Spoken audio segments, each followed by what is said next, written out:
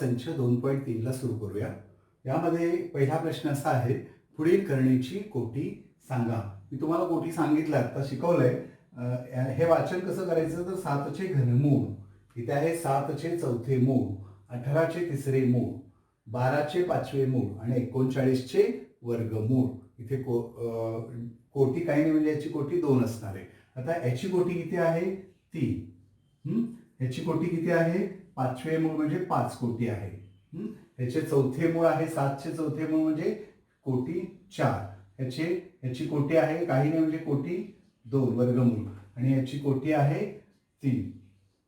या पद्धतीने पुढील करणीच्या कोटी आपण सांगितलेल्या आहेत. उदाहरणार्थ आता समजा पुढचा प्रश्न असा असणार आहे, पुढीलपैकी कोणत्या संख्या करणी आहेत ते सांगा. आता दुसरा प्रश्न असा आहे, पुढीलपैकी कोणत्या संख्या करणी आहेत ते सांगा. तुम्हाला करणीची व्याख्या शिकवली. ए ही करणीस्थ संख्या, धन परिमेय संख्या असायला पाहिजे. एन ही त्या करणीची कोटी असते, ती नैसर्गिक संख्या असायला पाहिजे. आणि ए चे एनवे मूळ ही पूर्ण संख्या ही अपरिमेय असायला पाहिजे. या तिन्ही अटींची पूर्तता करत असेल तर ती संख्या करणी आहे असं आपण शिकलो. मग आता आपण बघूया 51 ही संख्या पूर्ण वर्ग ही नाही कोणाची, आणि कोणत्याही संख्येचे घन पण नाहीये, त्यामुळे ही काय आहे, पहिली संख्या ही करणी आहे. ही संख्या करणी आहे. आपण थोडक्यात लिहूया, करणी आहे. दुसरं आहे 16चे चौथे मूळ. 16चे चौथे मूळ, तर आपल्याला शंका अशी वाटत असेल, 16 म्हणजे 2चा 4 वेळा गुणाकार करावा लागेल. 2 दोन्ही 4, 4 दोन्ही 8, 8 दोन्ही 16, म्हणजेच 2च्या चौथ्या घाताचे चौथे मूळ होणार. त्यामुळे इथं काय होणार, मग उत्तराचं 2 येणार आहे. म्हणून ही संख्या काय आहे, करणी नाही. ही करणी नाही, कारण 3 अटींची, तिसऱ्या अटीची पूर्तता होत नाहीये. 16चे चौथे मूळ ही अपरिमेय संख्या नाही, म्हणून ही करणी नाही. समजलं? तर आता तिसऱ्या उदाहरणाकडे, 81चे पाचवे मूळ. 81 ही संख्या 81 9चा वर्ग आहे, म्हणजे इथं जर असं असेल, पाचव्या मुळाचे जे वर्गमूळ असेल तर ती सुद्धा करणी झाली नसती, कारण 81 वर्गमुळात 81 ही परिमेय संख्या आहे. पण पाचवे मूळ ही अपरिमेय असल्यामुळे ही काय आहे, करणी आहे. त्याच्यानंतर चौथं उदाहरण आहे, 256चे वर्गमूळ. 256 कशाचा वर्ग आहे, 16चा वर्ग आहे, त्यामुळे ही संख्या करणी नाही, कारण 16 ही परिमेय संख्या आहे. वर्गमुळात 256 ही परिमेय संख्या आहे, त्यामुळे ती करणी नाही. परत 64चे घनमूळ. परत प्रॉब्लेम काय आहे, 64चे घनमूळ.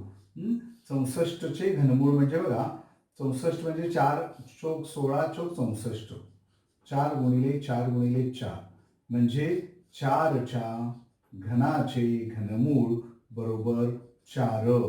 म्हणून काय आहे, 64चे घनमूळ ही परिमेय संख्या आहे, म्हणून ही करणी नाही. त्याच्यानंतर 22चे 7चे घनमूळ ही मात्र काय असणार आहे, करणी आहे. का करणी आहे, 22चे 7 ही 3.14 त्याचं उत्तर येणार आहे, ते आवर्ती असणार आहे, पण त्याचे घनमूळ आपल्याला काढता येत नाही. मग म्हणून 22चे 7चे घनमूळ ही काय आहे, अपरिमेय संख्या असल्यामुळे ती करणी आहे. या पद्धतीने त्या 3 अटींची पूर्तता करीत असेल तर दिलेली संख्या ही करणी आहे का नाही ओळखता येते. समजलं मित्रांनो? तर आपण आता दुसरा प्रश्न झाला, आता तिसऱ्या प्रश्नाकडे जाऊया. आता प्रश्न तिसरा, पुढील जोड्यांपैकी कोणत्या जोड्या सजातीय व कोणत्या जोड्या विजातीय आहेत ते ओळखा, असा तिसरा प्रश्न आहे. तर सजातीय करणी आणि विजातीय करणी, मित्रांनो आपण आता याचं मी स्पष्टीकरण देतो तुम्हाला. सजातीय करणी म्हणजे काय, म्हणजे त्या करणीची कोटी समान असायला पाहिजे आणि त्या करणीस्थ संख्या त्याची ही समान असायला पाहिजे. म्हणजे करणीची कोटी समान असणे आणि करणीस्थ संख्या समान असली तर ती सजातीय करणी, अन्यथा नाहीतर ती विजातीय करणी होते. तर बघा, आता पहिलं उदाहरण आहे, करणी 52 आणि 5 करणी 13. या दोन्ही करणीची कोटी 2-2च आहे. याची कोटी 2 आहे, याची पण कोटी 2 आहे. ह्याची 5 ही बाहेरची संख्या आहे, इथं काही नाही म्हणजे 1 ही बाहेरची संख्या असणार आहे या पद्धतीने.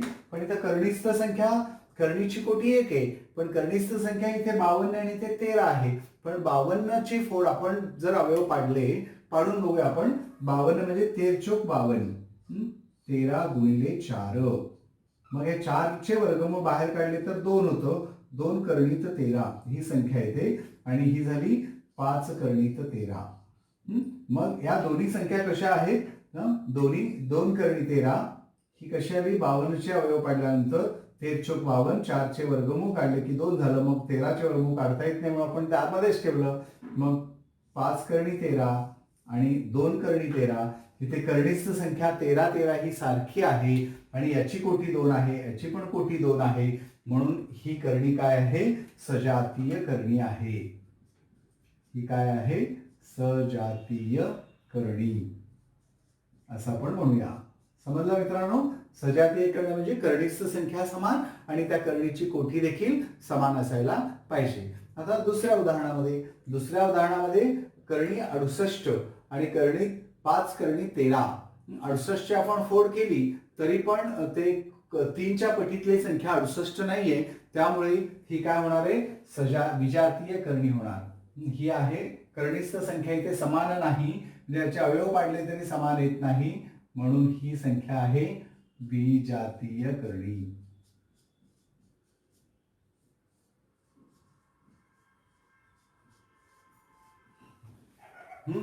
त्याच्यानंतर इथे 4 वर्गमुळात 18, परत वर्गमुळात 18चे वर्गमूळ तर माहित नाही, पण 18 म्हणजे 9 दोन्ही 18, 9चे परत वर्गमूळ म्हणजे या संख्यांची फोड करून आपल्याला बघावी लागेल.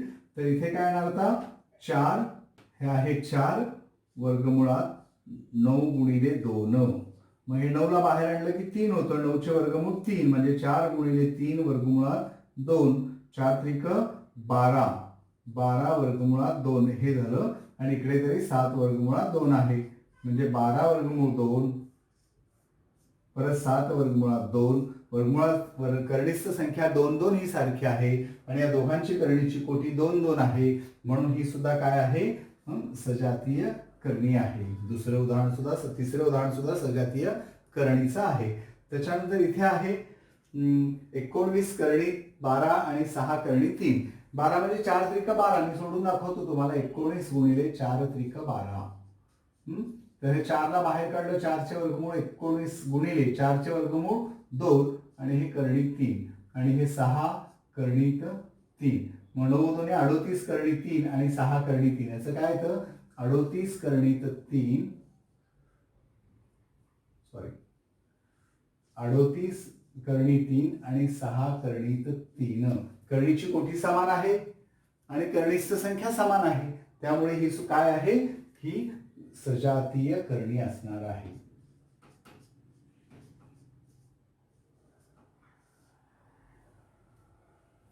ही सजातीय करणी आहे. त्यानंतर 5 करणी 22 आणि 7 करणी 33. ही 22 म्हणजे 11 दोन्ही 22 आणि 11 त्रिक 33. ही करणी सजातीय नाहीये कारण त्यांची कर्णिस्थ संख्या भिन्न येणार आहे, त्यामुळे आणि करणीची कोटी समान आहे पण कर्णिस्थ संख्या भिन्न असल्यामुळे ही सजातीय करणी होणार नाहीये. इथे मात्र आपण बघूया हे 5 करणी 5 आणि इथे 25 त्रिक 75 येतं. 25 गुणिले 3 पण 25चे वर्गमूळ काढले आपण 5 येतं. 5 करणी 3 आणि हे 5 करणी 5. इथे काय असणार? हे पण कर्णिस्थ कोटी समान आहे 2-2, पण कर्णिस्थ संख्या इथे 5 आहे आणि इथे 3 आहे. कर्णिस्थ संख्या भिन्न असल्यामुळे त्या सुद्धा करणी सजातीय नाहीत, म्हणजेच त्या विजातीय आहेत. म्हणजे सजातीय करणी कोणते? करणी 52, 5 करणी 13 ही एक सजातीय, 4 करणी 18, 7 करणी 2 ही एक सजातीय आणि 19 करणी 12 आणि 6 करणी 3 ती सजातीय करणींच्या जोड्या आहेत. समजलं मित्रांनो सजातीय करणी म्हणजे काय? चला तर मग आपण पुढच्या प्रश्नाकडे जाऊया. 5वा प्रश्न असा आहे, पुढील संख्यांमध्ये लहान मोठेपणा ठरवा. तर लहान मोठेपणा कसं ठरवायचं? लहान मोठेपणा ठरवताना कोणत्या गोष्टी लक्षात ठेवायच्या? एकतर त्या करणीची कोटी समान असायला पाहिजे आणि करणीस्थ संख्येवर अवलंबून आहे. कोटी समान करून घ्यावी लागते आणि संख्या करणीस्थ जी संख्या आहे ती कोणती लहान आणि कोणती मोठी त्याचा क्रमसंबंध याच्यावरून लावावा लागतो. तर आपण बघूया. पहिली संख्या आहे 7 कर्णित 2 आणि दुसरी आहे 5 कर्णित 3. इथे परिमेय आणि अपरिमेय मिश्र करणी आहे. त्याला आपण संयुक्त करणीमध्ये रूपांतरण करून घेऊया. म्हणजेच काय, ही बाहेरची जी परिमेय संख्या आहे तिला आत घेऊन जाऊया आणि इथे पण 5 आहे तिला आत घेऊन जाऊ. आत घेऊन जाताना करणीच्या कोटीचा विचार करावा लागतो. कोटी किती आहे? 2 आहे. मग तेव्हा 7चा वर्ग करावा लागतो. म्हणजे इथं आतमध्ये नेलं की 7चा वर्ग गुणिले हे 2 आणि इथं 5ला आत नेलं की 5चा वर्ग गुणिले 3. मग आता 7चा वर्ग 49 गुणिले 2 आणि इकडे 5चा वर्ग 25 गुणिले 3. या पद्धतीने करावं लागेल. करणीच्या कोटीचा विचार करून संख्या आत नेताना तेवढा वर्ग होतो आणि बाहेर होताना परत त्याची कोटी निघून जाते. 2चा वर्गमूळ 7 होणार. त्याप्रमाणे इथे 49 दुनी 98 आणि इकडे 25 त्रिक 75. मग आपल्याला माहिती 98 आणि 75 मध्ये करणी 98 दोघांची कोटी समान असल्यामुळे आता करणीस्थ संख्येवर आपण त्याचा क्रम लावू शकतो. 98 ही संख्या मोठी आहे म्हणून 7 वर्गमुळात 2 मोठी आहे 5 वर्गमुळात 3 पेक्षा. या पद्धतीने आपण त्यांचा लहान मोठेपणा ठरवायचा आहे. समजलं मित्रांनो? तर आपण आता दुसऱ्या उदाहरणाकडे जाऊया. दुसरं उदाहरण वरूनच आहे. करणीची कोटी समान आहे त्यामुळे इथं अपरिमेय संख्याच असल्यामुळे परिमेयची जोडी नाही, मिश्र करणी नाहीये. तर त्यामुळे 247 आणि 274 याच्यामध्ये 247 274 मध्ये 274 मोठी आहे म्हणून डायरेक्ट 247 लहान आहे 274 पेक्षा. या पद्धतीने आपण डायरेक्ट लिहू शकतो कारण इथे करणींची कोटी दोघांची समान असल्यामुळे आणि साधी करणी आहे. तिथे काय मिश्र करणी नव्हतं त्यामुळे काय प्रॉब्लेम नाही. आता इथे 2 कर्णित 7 आणि करणी 28. बाहेर आता इथे करणी 28 आहे, साधी करणी आहे आणि ही मिश्र करणी आहे. या मिश्र करणीला साध्या करणीत रूपांतर करून घेऊया. कोटी दोघांची समान आहे त्यामुळे 2 ला आत नेलं तेव्हा 2चा घातांक 2 करावा लागतो कारण कोटी 2 आहे. जेवढी कोटी आहे तेवढा आपण घातांक करूया. करणीत 2चा वर्ग होणार, हा 2 आत नेल्यामुळे आणि हे 7. मग काय झालं? 2चा वर्ग 4 गुणिले 7. 7 चोक करणीत 28 आणि हे सुद्धा करणी 28. त्यामुळे काय झाले? दोन्ही करणी समान आले म्हणून 2 कर्णित 7 आणि करणी 28 हे दोन्ही कशा आहेत? समान आहेत. या पद्धतीने आपण करणीचा लहान मोठेपणा ठरवतोय. तिथे सुद्धा तसंच आहे. कोटी दोघांची 2 आहे त्यामुळे 5 ला आत घेऊन गेलं 5 सा 25 होणार. 25 5 125 125 झाले. मी डायरेक्टली नातायचं मिश्र करणी रूपांतर करून घेतले. साध्यामध्ये 125 झाला. 7 ला आत नेलं 49 झाले. 49 गुणिले 2 म्हणजे 98. 98. मग करणीस्थ संख्या भिन्न आहे. करणीची कोटी समान आहे. करणीस्थ संख्या आता तुलना करायची. 125 मोठी आहे 98 पेक्षा म्हणजे ही संख्या मोठी म्हणून 5 कर्णित 5 मोठा आहे 7 कर्णित 2 पेक्षा. या पद्धतीने आपण कर्णींची तुलना करू शकतो. अजिबात अवघड नाहीये. फक्त लक्ष देऊन व्यवस्थित बघायचंय. करणींच्या कोटीवर लक्ष ठेवायचं. त्या कोटी आत तेवढ्या घेऊन जाताना त्या कोटीला त्यांचा घातांक घ्यायचा. आता 5 बाहेर होता त्याची कोटी 2 आहे. 5 ला आत न्यायचं तर 5चा वर्ग करावा लागतो. कोटी 3 असेल तर 5चा घातांक 3 करावा लागतो. कोटी 4 असेल तर 5चा घातांक चौथा घातांक घ्यावं लागतं.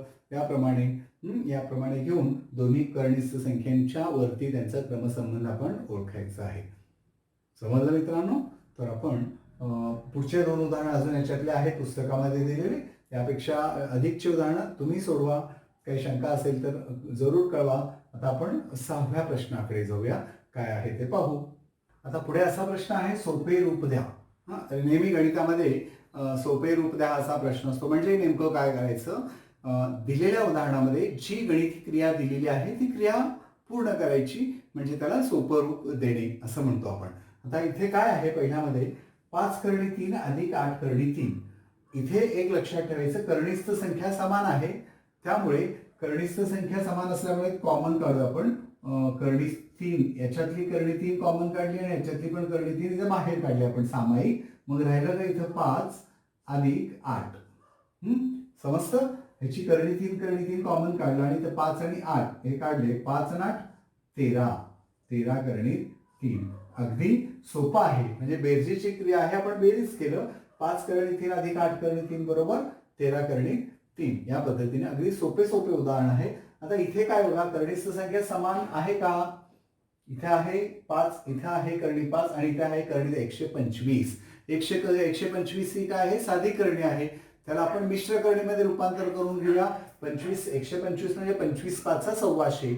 मग 5 25ला बाहेर काढले की 5 वर्गमुळात 5 असं याचं मिश्र करणीमध्ये रूपांतरण होतं. आता मी डायरेक्ट लिहिणार आहे इथं, तो मी सांगितलं तुम्हाला. हे काय होणार? 9 करणी 5 वजा 4 करणी 5 अधिक हे 125 म्हणजेच 5 करणी 5. समजतं का मित्रांनो? 125चे 5 करणी 5 कसे झाले? अशा पद्धतीने 25 5 125. मग या 25चे वर्गमूळ आपण काढले, त्याला बाहेर काढू म्हणजे 5 झाले. 5 करणी हे 5. या पद्धतीने त्याचे मिश्र करणीत रूपांतरण करता येते. मग आता करणीस्थ संख्या समान झाली. मगासारखंच मग हे 9 इथे वजा 4 अधिक 5 आणि तिघांची करणी 5 ही बाहेर काढली सामायिक.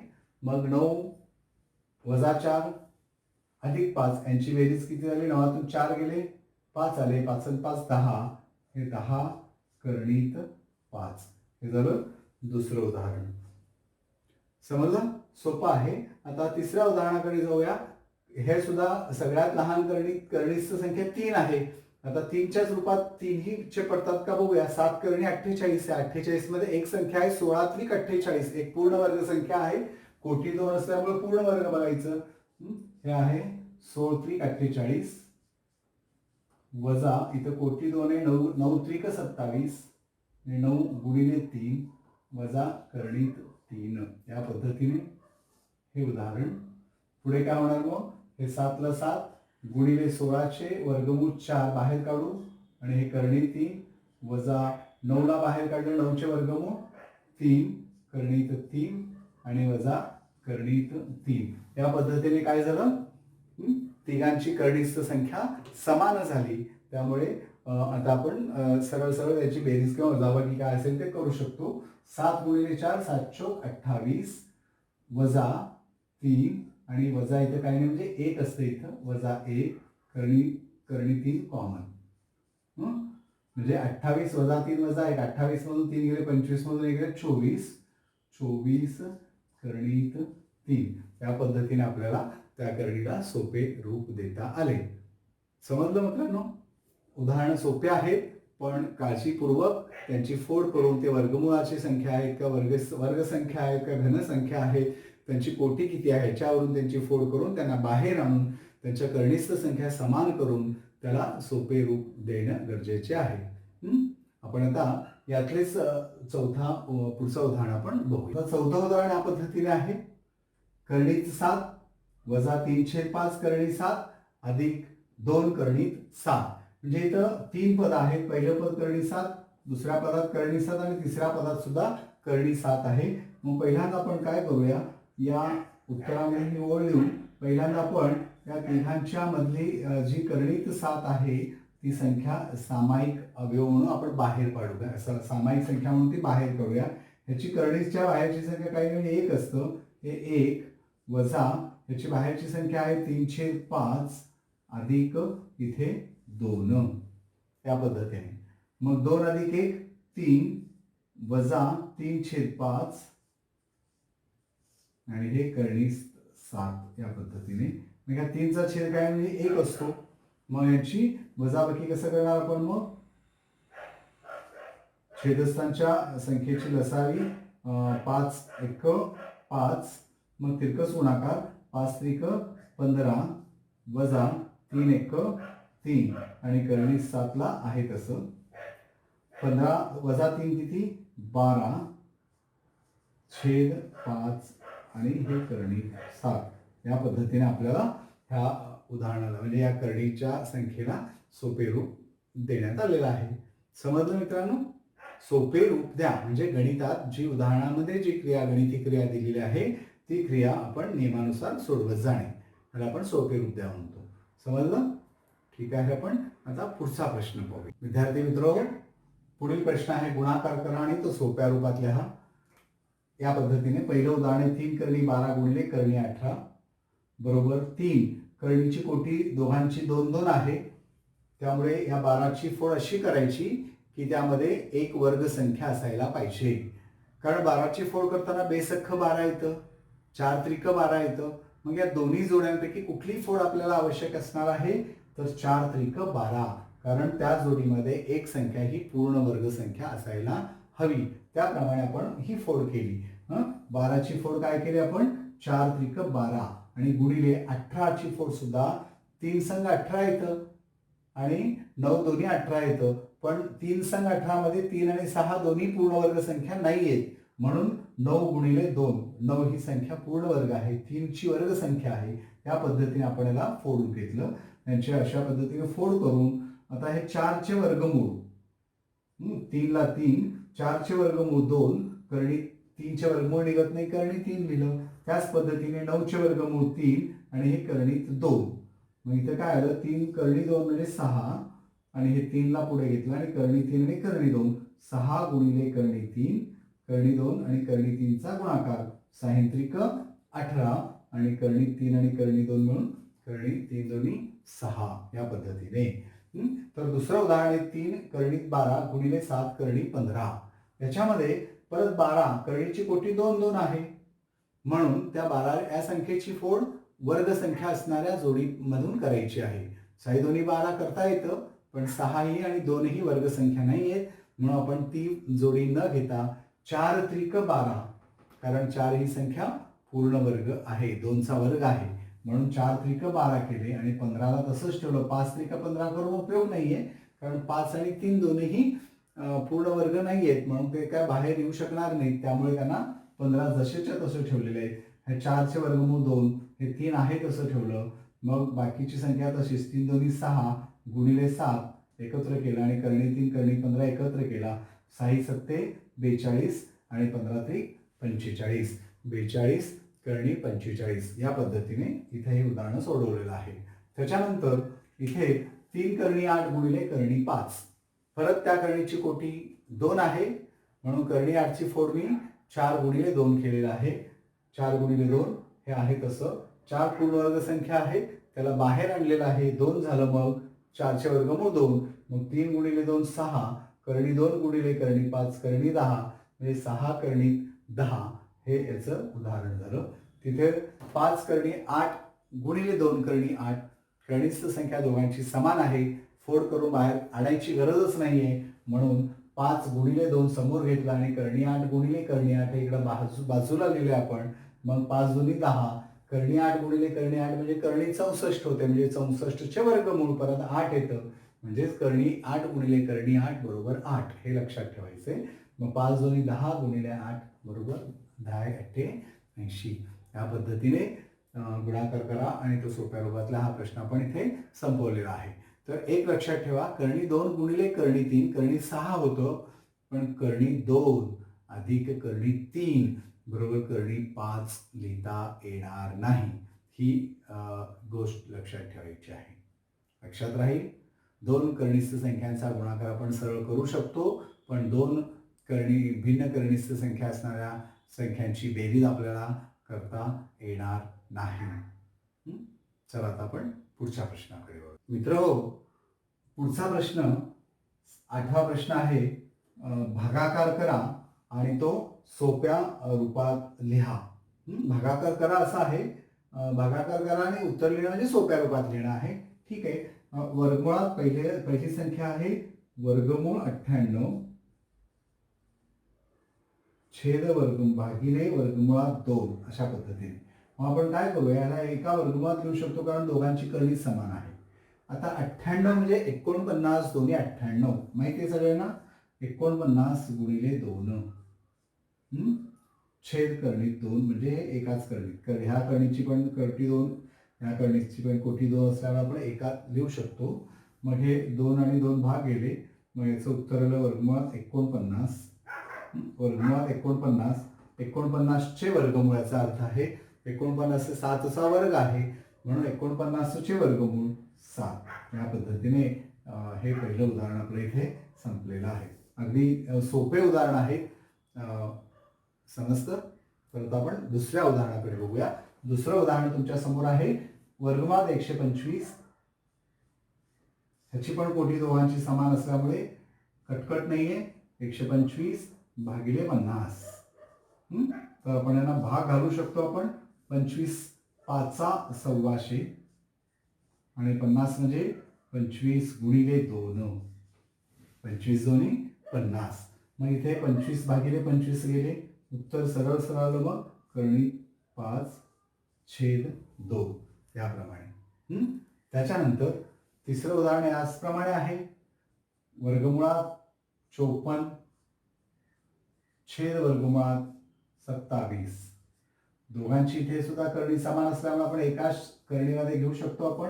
54 म्हणजे 27 गुणिले 2 आणि इथे 27 एक 27. मग परत 27 27 गेले. इथे कर्णित 2 ह्या प्रश्नाचं उत्तर येणार कर्णित 2. त्याच्यानंतर तिथे कर्णी 310 भागिले कर्णी 5. कर्णीची कोटी समान असल्यामुळे परत याप्रमाणे इथे सुद्धा याच पद्धतीने जाऊया आपण. एकाच कर्णीमध्ये वरती 310 छेद 5. मग 5 ने भाग घातल्यानंतर 5 एक 5, 5 सख्ख 30, 1 राहिला 0 10 झाले. 5 दोन्ही 10 म्हणजे वर्गमुळात 62. याप्रमाणे हे चौथं उदाहरण आहे. अगदी सोपे उदाहरण आहे. समजलं असेल? हो. आता आपण 9व्या प्रश्नाकडे जाऊया. अगदी छोटे छोटे छोटे 2-2 गुणांचे प्रश्न आहेत. या पद्धतीने अभ्यास केलात, सराव केलात, समजलं तर सोपं आहे. सराव करणं हे गणिताचं वैशिष्ट्यच आहे. गणिताचा वेळ काढून नियमित सराव करायला पाहिजे. तर आपण 9व्या प्रश्नाकडे जाऊया. आता छेदाचे परिमेयीकरण करा. आपण उदाहरण सोडवतच आपण शिकत आहोत, पण आता याला परिमेयीकरण करा हा भाग काय आहे. छेद नंतर बघूया आपण. परिमेयीकरण गुणक कशाला म्हणतात बघूया. 2 कर्णीचा गुणाकार, जर कोणत्याही 2 कर्णीचा गुणाकार परिमेय संख्या येत असेल तर त्यापैकी कोणत्याही एका कर्णीस दुसऱ्या कर्णीचे परिमेयीकरण गुणक असे म्हणतात. समजतं? 2 कर्णीचा गुणाकार परिमेय संख्या येत असेल तर त्यापैकी कोणत्याही एका कर्णीस दुसऱ्या कर्णीचा परिमेयीकरण गुणक असे म्हणतात. उदाहरणार्थ आपण बघूया. आपण कर्णी 2ला कर्णी 2 नेच गुणूया. कर्णी 2ला 2 ने गुणू काय होतं? कर्णी 2 ही अपरिमेय संख्या आहे. ह्या अपरिमेय संख्याला या अपरिमेय संख्येने गुणलं तर कर्णी 4 आलं. कर्णी 4 ही परिमेय संख्या आहे. म्हणजेच कर्णी 2ची परिमेयीकरण गुणक कोण आहे? कर्णी 2च आहे.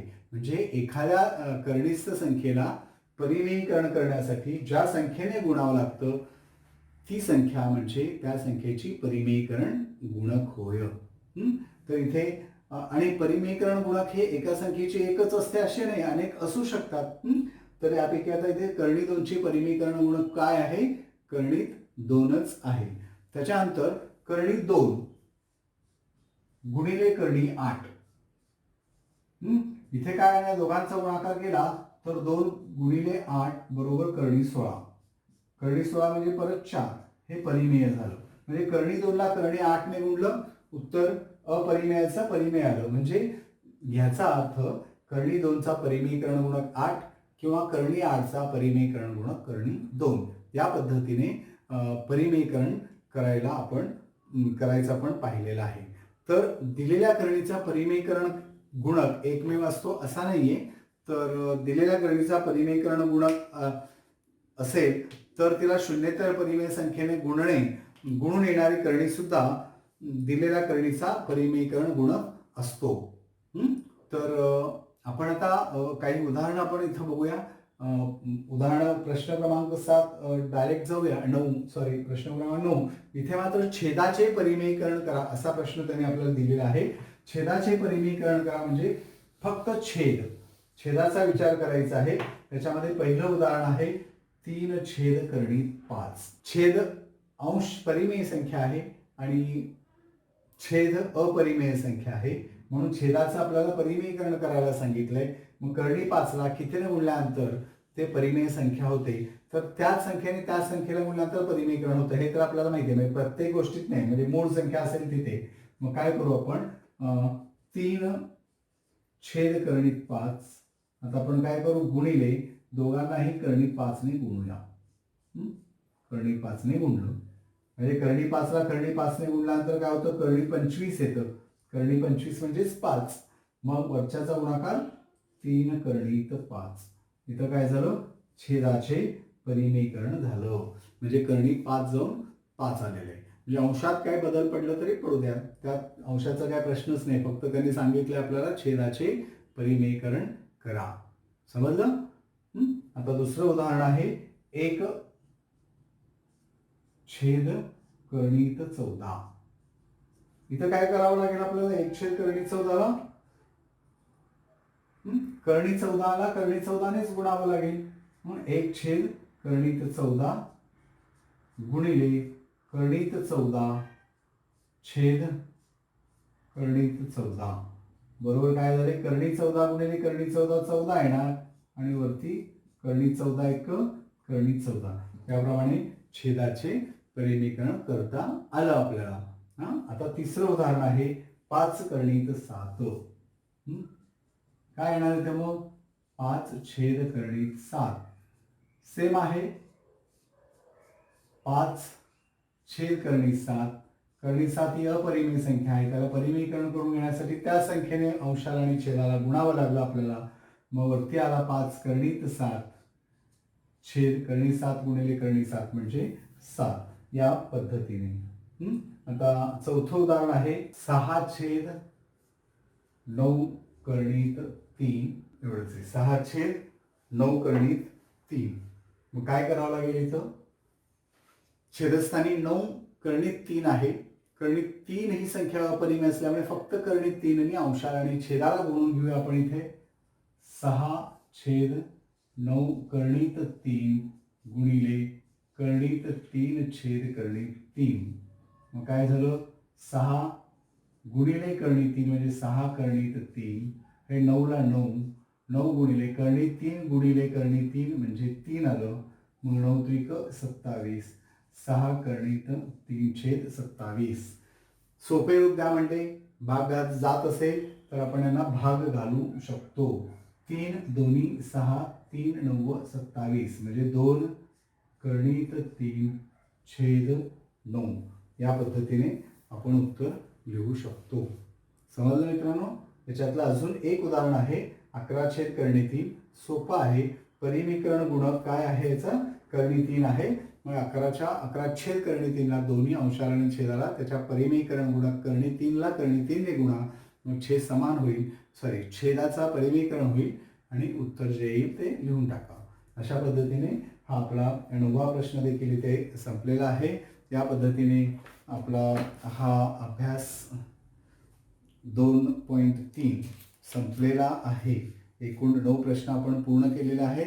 आता याचा पुढचा भाग आपण पुढच्या 4थ्या भागामध्ये अभ्यासूया. ह्याच्या पुढच्या भागाचा आपण अभ्यास करूया. ठीक, धन्यवाद मित्रांनो. माझा व्हिडिओ आवडला असेल तर लाईक करा, सबस्क्राईब करा आणि काही सूचना द्यायच्या असेल तर कमेंट बॉक्समध्ये सूचना करा. धन्यवाद.